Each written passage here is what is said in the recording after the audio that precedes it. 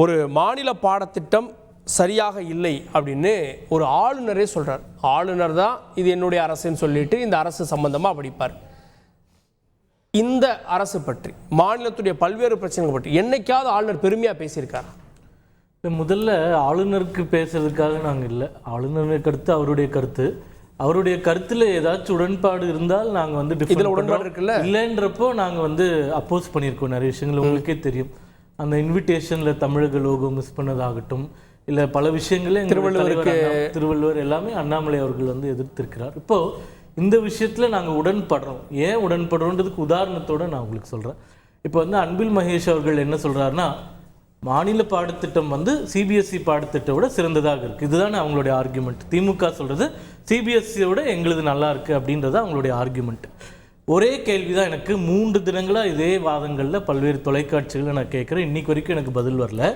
திமுகவினுடைய இன்னைக்கு டாப் 1, 2 யார் இருக்காங்கன்னு நீங்க சொல்லுங்க. திமுகவினுடைய டாப் 1, 2னா இன்னைக்கு யார் இருக்காங்க நீங்க சொல்லுங்க. ஹைரார்கியில 1 and 2 யாருங்க? திமுகல முதல்வர் மு க ஸ்டாலின் கரெக்டா, இரண்டாவது பொதுச் செயலாளர் திரு துரைமுருகன் அவர்கள். இவங்க இருண்ட குடும்பத்தினரும் நடத்தக்கூடிய பள்ளிகள் சிபிஎஸ்இ பாடத்திட்டத்தில் தான் இருக்கு. உடனே நீங்க சொல்லலாம் இது பர்சனல், இது பிசினஸ், எதையும் சொல்லிட்டு இருக்கீங்க. அதுக்கு அவங்க விளக்கமா இல்ல. இதற்கான பதில், கல்வி அமைச்சருக்கான பதில் நாங்க யாருமே கொடுக்க வேண்டாம்.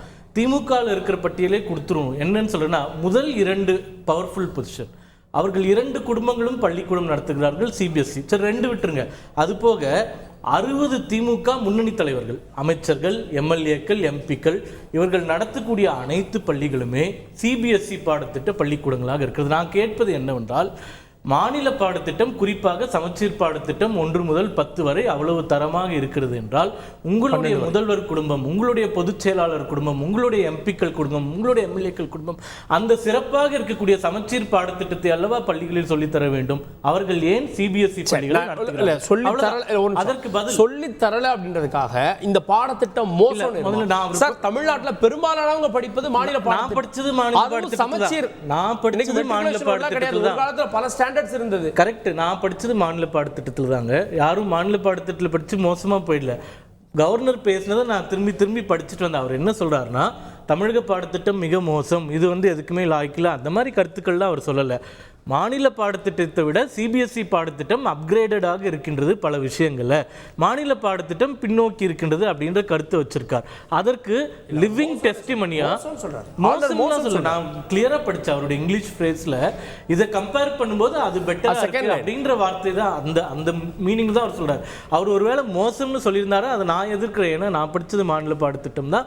இங்க படிச்ச மாநில பாடத்திட்டத்தில் எவ்வளவோ பேர் நிறைய சாதிச்சிருக்காங்க. ஆனா அவர் இப்படி சொல்லிட்டாருன்றதுக்காக அதை கடந்து போய்விட முடியாது. அதுல பல உண்மைகள் இருக்கு. அது சிஏஜி ரிப்போர்ட்ல நிறைய விஷயங்கள் சொல்லியிருக்காங்க. தமிழ்நாட்டில் அரசாங்க பள்ளிக்கூடங்களுடைய நிலைமை இன்னைக்கு எப்படி இருக்கு? 11,000 வகுப்பறைகள் வெளியில நடக்குது. அதாவது மரத்தடியில அந்த மாதிரி ஒரு பில்டிங்கே இல்லாம நடக்குது. 18,000 பள்ளிக்கூடங்கள்ல ஆசிரியர்கள் கிடையாது. 18,000 வேகன்சி இருக்கு. இவ்வளவு பிரச்சனைகள் இருக்கும்போது மாநில பாடத்திட்டத்தை நம்ம விவாதிக்க வேண்டும். இல்ல, பள்ளிக்கூடங்கள் சேதமடைந்திருக்கிறது, கட்டுறாங்க, அதை பல ஸ்கீம்ல பண்றாங்க. இன்னைக்கு மரத்தடி பள்ளியில அவ்வளவு சாதாரணமா நடத்திட முடியாது. இல்ல வகுப்பறைகள் சொல்றேன். பள்ளிக்கூடங்கள்ல இது சிஏஜி ரிப்போர்ட்ல, நான் அதுக்கு தான் இந்த சிஏஜி ரிப்போர்ட்டே உங்களுக்கு கொண்டு வந்திருக்கேன். 11,711 கிளாஸ் ரூம்ஸ் மரத்தடியில் தான் நடக்குது தமிழ்நாட்டில் இன்னமும். அது அவங்க தெளிவா கொடுத்துருக்காங்க சிஏஜி ரிப்போர்ட்ல. நான் கேட்குறது ஒரு கேள்விதாங்க. மாநில பாடத்திட்டம் சூப்பரா இருக்குன்னா உங்க திமுக தலைவர்கள் எல்லாருமே ஏன் சிபிஎஸ்இ பள்ளிக்கூடங்கள் நடத்துறாங்க? அதை மூடிட்டு சமச்சீர் கல்வி திட்டத்துக்கு வரதுக்கு தயாரா இருக்காங்களா? அவ்வளவுதான் ஒரே கேள்வி. ராஜ் பதில் சொல்லுவாரு. மாநில பாடத்திட்டம் சிறப்பா இருக்குன்னா ஏன் சிபிஎஸ்இ பள்ளிகளை நடத்தணும்னு கேக்குறாரு சார். அதாவது மரியாதைக்குரிய ஆளுநர் அவர்கள் தன்னுடைய பதவியை இன்னுமே ரெனிவலும் பண்ணலாம். அவர் அன்னக்காவடி மாதிரி இருக்காரு. அதனால் எப்படியாவது அந்த கவர்னர் பதவி மாதிரி போடுவாங்களா இருக்கா? இவ்வளவு தவறான கருத்துக்களை ஒரு மாநில அரசு மீது அப்பட்டமாக பொய் சொல்கிறாரு, அவர் திணிக்கிறாரு. அதனால் இது மாதிரி பேசுகிறத வன்மையாக கண்டிக்கிறோம் முதல்ல திமுக சார்பில். அதாவது அதுக்கு தான் எங்கள் அமைச்சர் அன்பில் பொய்யாமொழி சொன்னார், நீங்கள் வாங்க எந்த பள்ளிக்கு வேணால் கூட்டிகிட்டு போகிறாங்க, பாருங்கள் உங்களுக்கு என்ன பாடத்திட்டத்தில் இருக்குன்னு சொன்னார். அதே அவருடைய சொந்த மாநிலம் பீகார் மாநிலத்திலிருந்து ஒரு 250 கல்வித்துறை அதிகாரிகள் தமிழ்நாட்டுக்கு ஏப்ரல் மே மாதத்தில் இங்கே ஒரு 15 நாள் எல்லா பள்ளிக்கூடங்களுக்கும் போய் தமிழ்நாட்டில் கற்பிக்கிற முறை எப்படி, பாடம் நடத்துகிற முறை எப்படி, பள்ளிக்கூடம் எப்படி நடக்குது, நான் முதல்வர் திட்டம் எப்படி நடக்குது, புதுமை பெண் காலை உணவு திட்டம், தமிழ் புதல்வன் எல்லாத்தையும் பார்த்துட்டு இவ்வளவு சிறப்பாக நடக்குதுன்னு நினச்சிட்டு அவங்க வந்து ட்ரைனிங் எடுத்துகிட்டு போனாங்க. அதை கவர்னருக்கு நான் ஞாபகப்படுத்துகிறேன். அது மட்டும் இல்லை, தம்பி சூர்யா சொன்னார் 18,000 பள்ளிக்கூடங்கள் வந்து ஆசிரியர்கள் இல்லைன்னு சொல்கிறாரு. 11,000 வச்ச ஆசிரியர் வந்து மரத்துக்கீழ் நடக்குதுன்னு. எந்த ஊர்லேயும் மரத்துக்கீழே கிடையாது. அது அவராக கற்பனையோட கதை. எந்த மரத்துக்கீழ் நடக்குன்னு ஒரு பள்ளிக்கூடத்து பேரை சொல்லுங்க, நான் பதில் சொல்ற தயாராகிறேன். எந்த ஊர் பள்ளிக்கூடத்தில் ஆசிரியர் இல்லைன்னு சொல்லுங்க. ஆசிரியர் பற்றாக்குறை இருக்கு. அவங்களுக்கு வந்து மாத சம்பளம் கொடுத்து டெம்பரவரியா அவங்க வேலை செய்யறதுக்கு எல்லா ஆசிரியர்களும் 7,000 பேருக்கு மேல் நியமிக்கப்பட்டிருக்குது. எங்கேயும் இல்லாமல் இல்லை. அதாவது சும்மா ஒரு போலியான உத்தரவாதம் கொடுக்கூடாது. நம்ம இன்னைக்கு கேட்கறது என்ன, ஆளுநர் வந்து தமிழ்நாட்டை பற்றி பேசுறார். தமிழ்நாட்டு கல்வித்துறையை பற்றி இந்தியாவிலேயே சிறப்பான கல்வித்துறை தமிழ்நாட்டு கல்வித்துறை தான். அது சும்மா சொல்லிடுறேன் ஒவ்வொரு விஷயத்தையும். அவருங்க மாதிரி நான் பொதுவாக பேச வரல. தமிழ்நாட்டில் வந்து 100 பொறியியல் கல்லூரியில் 14 பொறியியல் கல்லூரிகள் வந்து முதலிடத்தில் இன்னைக்கு இந்தியாவிலேயே இருக்கு. ஒன்றிய அரசு அனைத்து பிரிவில் சிறந்த 100 கல்லூரிகளில் தேர்வு செய்த பட்டியலில் நமக்கு வந்து பல்கலைக்கழகங்கள் 22, மருத்துவக் கல்லூரிகள் 7, மருத்துவல் கல்லூரி 12, நிர்வாக கல்லூரி 11. இதெல்லாமே முதலிடம் பிடிச்சிருக்கு இந்தியாவிலேயே. அது மட்டும் இல்ல, சொல்றதெல்லாம் கரெக்ட். ஆனா ஆளுநர் கேள்வி எழுப்புவதுன்றது மாநில பாடத்திட்டம்ன்றப்போ அது ஸ்கூல்ல தானே வருது. இப்போ நீங்க வந்து கல்லூரிகள் அப்படின்னு போறப்போ அட்டானமஸ் காலேஜஸ் இருக்கு, யூனிவர்சிட்டிஸ் இருக்கு, சிலபஸ் வேரி ஆகுது. ஆனா ஆளுநர் ஃபோக்கஸ் வந்து கம்பேரிட்டிவ் சிபிஎஸ்இ அப்படின்னா இது டவுன்ல பண்றாரு. இல்ல, அதாவது ஆளுநர் சொல்றாரு இல்லையா, சிபிஎஸ்இ விட பிரமாதமா நல்ல முறையில் பாடம் நடக்குதுங்கிறத முன்னாள் பல்கலைக்கழகத்துடைய துணை வேந்தர்கள் ஒரு 2-3 பேர் இன்னைக்கு பேட்டி கொடுத்துருக்காங்க. ஆளுநர் சொல்றது தவறு, அவர் சொல்ற கருத்து ஏற்றுக்க முடியாது. அதாவது ஆய்வுகள் செய்யப்பட்டு இன்னைக்கு தமிழ்நாட்டில் வந்து ஆரம்ப பாடத்திலிருந்து உயர் கல்லூரி வரைக்கும் சிறப்பாக படிக்கிற மாணவர்கள் இருக்காங்க சார். வட மாநிலங்கள் இருந்து படித்தவங்க போறது வந்து தொழிலாளிகளாக வேலைக்கு போறாங்க வெளிநாட்டுக்கு.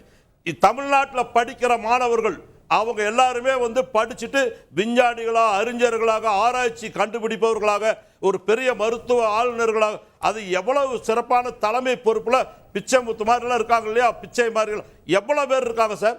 அந்த மாதிரி எல்லாம் இந்தியாவுடைய பெருமையை காப்பாற்றுறதே தமிழ்நாட்டு மாணவர்கள். அதை வந்து முதல்ல ஆளுநருக்கு தெரியுமா? அவங்க மாநிலத்தில் போய் பார்க்க சொல்லுங்க.